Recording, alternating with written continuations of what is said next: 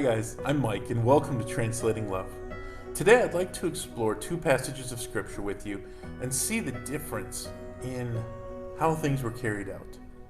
In 2 Samuel chapter 6, David hears that the Ark of God has been returned to the nation of Israel by the Philistines. See, the Philistines had captured the Ark in a battle and God had punished them pretty severely for it.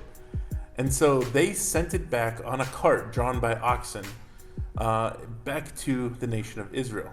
Now, when David finds out that the ark is in the nation of Israel, he's extremely excited.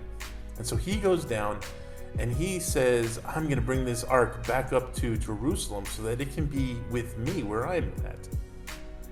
Well, he decides to do it in the same way that the Philistines had sent it back to the nation of Israel.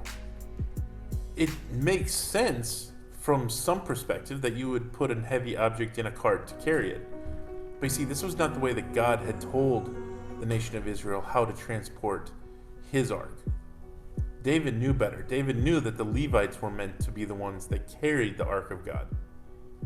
And so there was a guy that's sitting on top of the wagon as they're trying to transport it back. And as they're going, the oxen stumble and the wagon shakes, and this man sticks out his hand to touch the ark, and God strikes him dead. Let's compare that to another passage found in 1 Corinthians chapter 15, where Solomon, David's son, has now finished all the preparations for the temple, and he now sends the Levites to go pick up the ark in the way that God had described.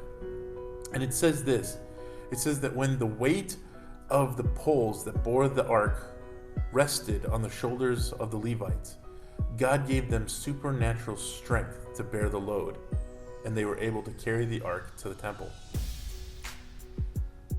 You see, when we try to carry the work of God and do it in a way that makes sense, worldly speaking,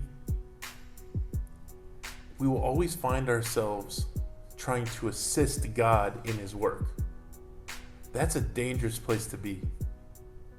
Instead, we need to be doing exactly what God told us to do in the way that God tells us to do it.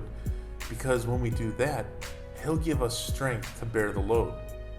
Jesus tells us, take my yoke upon you, for my yoke is easy and my burden is light. It doesn't mean that there's not a big burden to bear, but it means that he'll give us the supernatural strength to bear it as we do it his way. I hope you find that to be an encouragement today. May the Lord bless you.